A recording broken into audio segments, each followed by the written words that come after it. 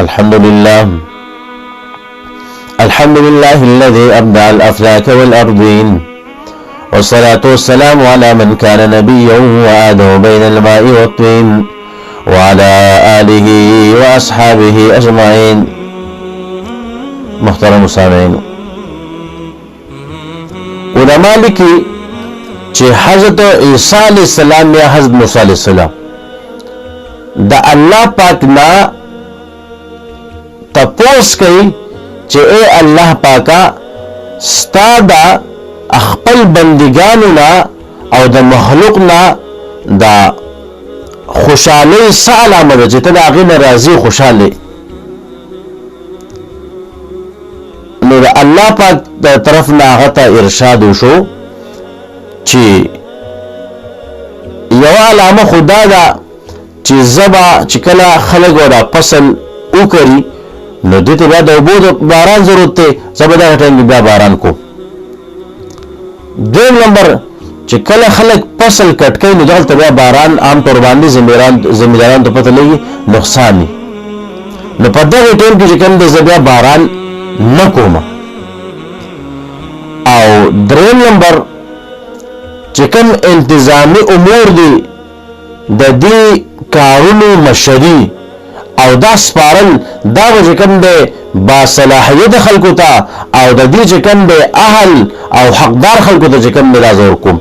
چې کوم د دې کار په اهل په دې پوهېږي د دې حقدار دی دغه ته چې کوم دی انتظامی امور دا به سپارم. او بیا ورته چې الله پاک ستا د ناراضګۍ او د خفګان علامه چې د مخلوق او د خپل بندګان نه خپه وي د هغې هم یوه علامه دا ده چې کله څوک فصل کوي او نالې کي نو په دغه وخت کې زه باران نه کوم، باران د ضرورت خو زه نه کوم. او دغه رنګې چې کله فصل کټ کوي نو په دغه وخت کې باران ته بیا ضرورت نه پکار چې باران وشي، زه بیا په دغه وخت کې باران کوم. او دریم نمبر چې کوم انتظامی امور دی د دې نه اهلو خلکو ته زه دا سپارم چې کوم نه اهل خلک دی ناپوه خلک دی د دې نه خبر نه دی هغه چې کوم دا کارونه سپارم. نو محترمو سامعینو په دې باندې په معاشره کې سړی بیا نظر په خپله کولی شي چې آیا دا خبرې په معاشره کې څنګه دي او آیا الله پاک زمونږ راضي دی او که ناراضه دی،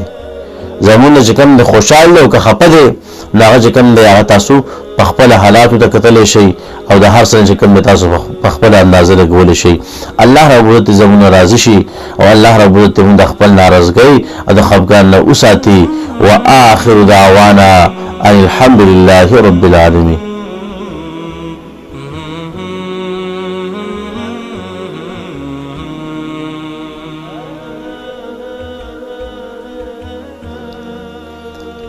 الله رب العزت زمونږ راضي شي او الله رب العزت دا خپل ناراضګي مونږ ته